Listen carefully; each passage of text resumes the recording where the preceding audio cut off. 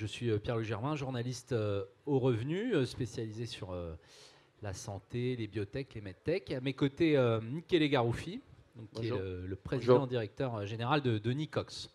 Alors, Nicox est une société de recherche médicale. Vous développez des médicaments innovants. La société a été fondée il y a bientôt 20 ans, en 1996. Elle est cotée depuis 1999. Et sa capitalisation boursière est de 190 millions d'euros. Alors, Michele Garoufi, à partir de 2012, vous avez décidé de focaliser, de concentrer la société sur l'ophtalmologie, exclusivement sur l'ophtalmologie. Donc, une décision que vous avez prise suite à l'échec réglementaire du naproxenone. Hein. C'était en 2010. Vous avez fait des alliances, des acquisitions. Quel bilan tirez-vous de cette stratégie voilà, 3 ans, 4 ans après l'avoir initiée. Donc voilà, la refocalisation de Nicox dans l'ophtalmologie.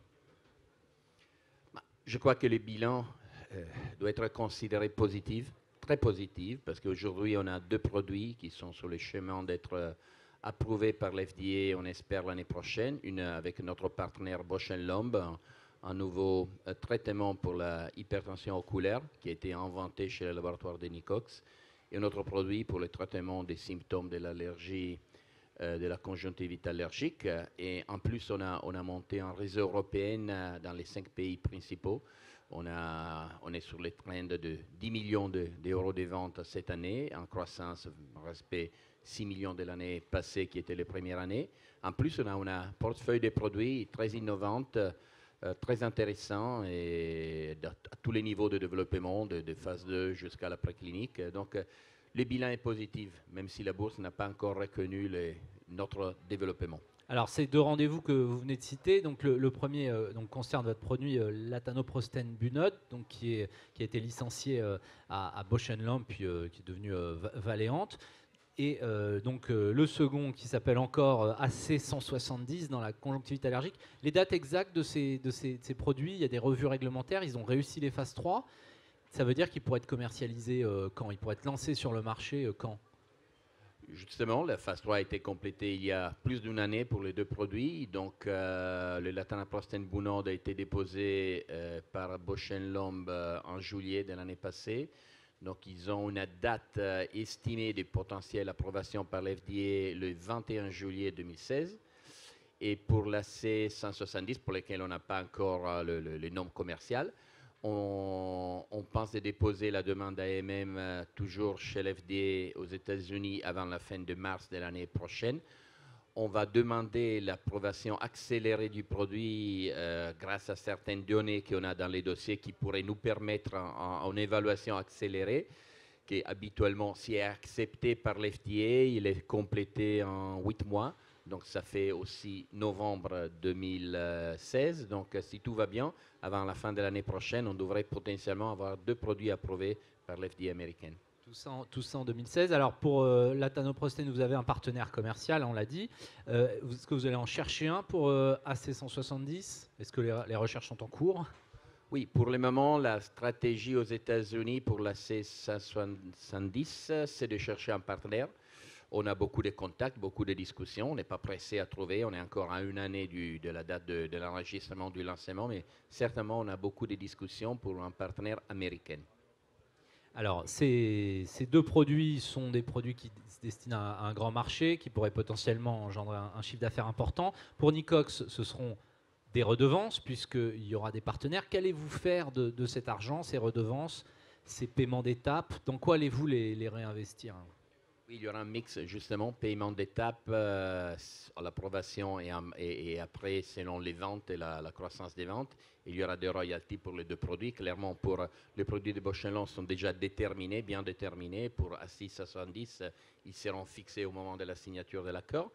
Donc, l'argent qu'on va toucher et en espérant par ces produits, seront réinvestis dans notre portefeuille de produits très prometteuse. On a beaucoup de fonds américains très intéressés au fait que Nicox réinvestit soit dans le portefeuille de produits qu'on a acheté à travers l'acquisition du laboratoire ASIEX américain l'année passée en octobre, soit dans notre portefeuille de recherche à nouveau dans des donneurs d'oxyde nitrique qui sont toujours encore en phase préclinique chez l'animal, mais avec des données très intéressantes qui ont été publiées l'année passée, ont été pratiquement sélectionnées par la plus grande conférence américaine en mai, l'ARVO, qui était à Denver, parmi les premiers 7 publications d'intérêt mondial pour être présentées. Et donc, on va investir l'argent à nouveau dans les portefeuilles de produits.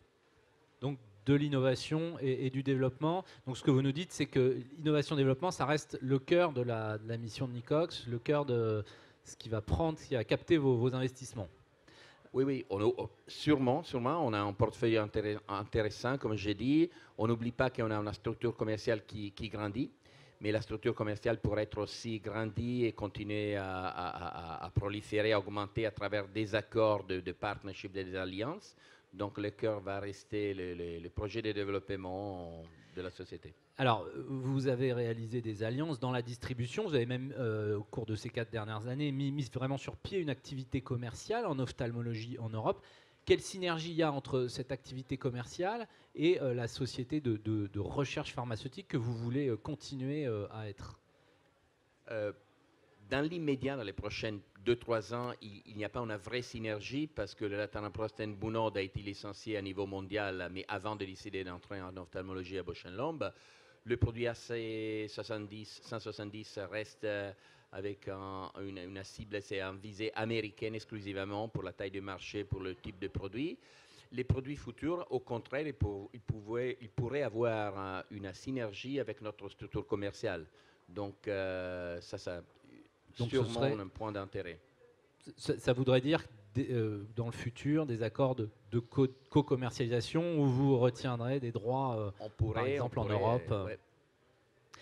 Alors, Nicox détenait 34 millions d'euros de trésorerie à la fin du mois de septembre. 35. 4,9. D'accord, pardon.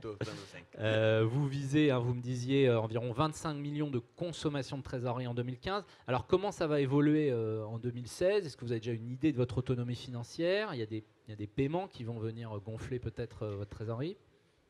Conceptuellement, quand une société comme la nôtre, toutes les sociétés de biotech et de recherche arrivent à avoir des produits sur les marchés, automatiquement, la consommation de trésorerie devrait descendre, même si on continuera à faire des investissements importants, comme je dis, dans le portefeuille de produits.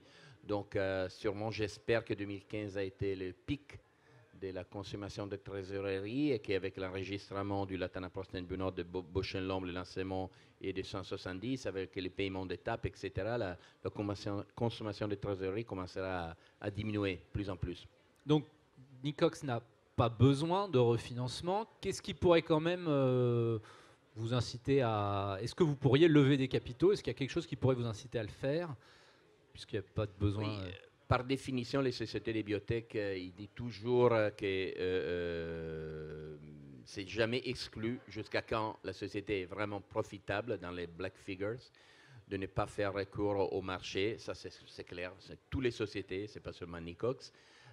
Clairement, avec l'intérêt que je vois surtout aux États-Unis par les investisseurs américains dans notre portefeuille de produits, et clairement avec la prudence qu'on a toujours eue, parce que bon, le retard, je ne parle pas d'échec parce qu'on a déjà eu, et j'espère qu'on aura plus, mais les retards avec les autorités réglementaires, ils sont toujours possibles. Donc, c'est toujours très important de regarder attentivement la trésorerie de la société. Alors, vous parlez de l'intérêt des investisseurs américains. Est-ce que ça veut dire que vous pourriez aussi lever des fonds là-bas, peut-être vous coter là-bas? Il n'y a pas besoin finalement pour avoir des investisseurs américains.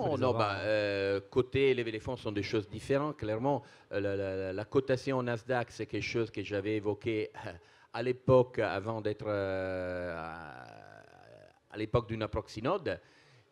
Après, clairement, on l'a mis en hold pour le moment, mais je dis clairement que les futurs de Nicox, c'est d'être aussi présent là-bas.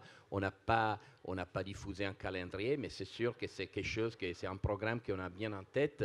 Et je dois dire, j'arrive hier, on est arrivé de Las Vegas, de la plus grande conférence d'ophtalmologie. Il y a un énorme intérêt sur nos projets et sur nos produits. Alors, vous avez parlé de naproxynode, on s'en souvient, en 2010, ça a été un échec compliqué à gérer pour la société. Ce produit est plus développé, hein, il n'y a plus de développement dans l'indication initiale, mais enfin, vous avez eu un statut de maladie orpheline dans une myopathie. Vous venez de signer un accord de licence avec une société américaine qui s'appelle Fera. Est-ce que le naproxynode a encore un avenir? Est-ce qu'il pourrait contribuer au futur de Nicox? Pierre, vous avez bien dit, a été un échec, je dirais, une douche écossaise, froid, tout, ensemble pour la société, personne ne l'attendait. Surtout parce que ce n'était pas un échec clinique, le produit a été toujours enthousiasmant pour les opinions leaders, pour les médecins, pour les patients. On l'a mis un peu à côté parce qu'on s'est concentré en ophtalmologie. On a obtenu la qualification pour les maladies orphelines de Duchenne, mais dans une phase très précoce parce qu'on n'avait que des données chez l'animal. Finalement, on a accepté, on a dû décider entre une développement et l'autre. On a eu cette offre de Fera Pharmaceutica, qui c'est un groupe qui était un groupe ophtalmologique, donc on l'a connu pendant notre relation avec le domaine ophtalmologique. Le propriétaire a vendu ses produits ophtalmologiques à une société américaine, Perrigo, pour un grand chiffre. Et compte tenu qu'on avait des bonnes relations, on s'est connus depuis quelques années. Il a dit, moi je crois, il a examiné les dossiers, il a dit, j'ai beaucoup d'espoir sur le naproxynode pour j'essaie comment le faire approuver par l'FDA. Donc compte tenu que maintenant nous on est concentré dans l'ophtalmologie, on lui a bien donné les produits et on verra. Je veux et je ne peux pas faire de promis, mais on verra. Donc ce que va faire ce laboratoire, c'est retenter dans l'indication où finalement ça avait été retoqué. Dans l'indication classique, il prend en charge les coûts d'une autre étude clinique qu'il pense de faire, dont je ne peux pas donner les détails, et après ils déposeront la demande à MM et ils vont payer tous les coûts. D'accord. Alors il nous reste 5 minutes, on peut peut-être laisser la parole à d'éventuelles personnes qui auraient des questions. Des gens qui veulent poser des questions. Sinon, alors peut-être le temps que l'inspiration vienne, faire un récapitulatif des grandes étapes et des rendez-vous que vous pouvez donner à vos actionnaires pour 2016. Alors, il y a ces rendez-vous avec la FDA pour vos deux principaux produits, peut-être un partenariat. Oui, si on passe l'année dans ma tête, on commencera au début de l'année prochaine clairement avec le dépôt de la demande AMM de AC 70 avant la fin de mars. Et après, on espère justement, on doit attendre au maximum 60 jours pour voir si la FDA accepte le processus accéléré, qui serait important, intéressant. Alors sinon, c'est un processus normal qui dure une année, qui dure 12 mois. 12 mois, il sera avant la fin de mars 2017. Sinon, ce sera avant la fin de novembre 2016.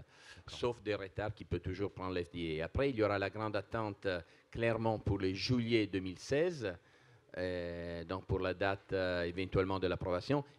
Je tiens à dire que l'FDA il peut toujours avoir des retards. C'est dans les statuts de l'FDA que pour un certain nombre de demandes AMM, il peut prendre un peu plus de temps pour l'évaluer, mais ça, on le saura au dernier moment, mais on espère que non, parce qu'on est très anxieux.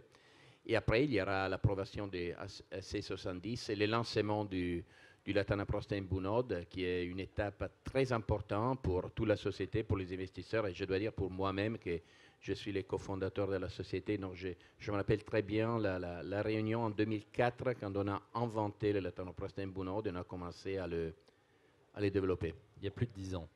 Et donc ce partenariat pour AC170 qui arrivera avant le lancement. Et le partenariat qui devrait arriver avant ou au moment de l'acceptation de la MM. D'accord. Vous nous avez dit quelques mots sur ce programme de développement clinique, sur cette plateforme des donneurs d'oxyde nitrique qui est encore, sur laquelle vous comptez encore, la plateforme d'innovation qui était chez Asiax. Est-ce qu'il y a des choses qui pourraient entrer en clinique, qui pourraient être annoncées sur ce front-là en 2016 ou est-ce que c'est trop tôt? Non, on espère que oui. Je ne vais pas faire de promesses parce que encore le plan de développement, surtout pour les produits de la blépharite et les successeurs du produit de Bausch & Lomb qu'on est en train de développer pour le faire entrer en clinique, ce n'est pas encore fixé. Donc ça pourrait être... C'est un successeur pour le produit que vous espérez lancer l'an prochain. Qui semble chez l'animal, dans le même test dans lequel on a testé, donc chez le chêne, le singe, etc. On a testé les produits des Bausch Lomb qui avaient des très bons résultats, qui ont été confirmés chez l'homme. On a testé cette successeur, on a vu des résultats encore meilleurs du produit des Bausch Lomb.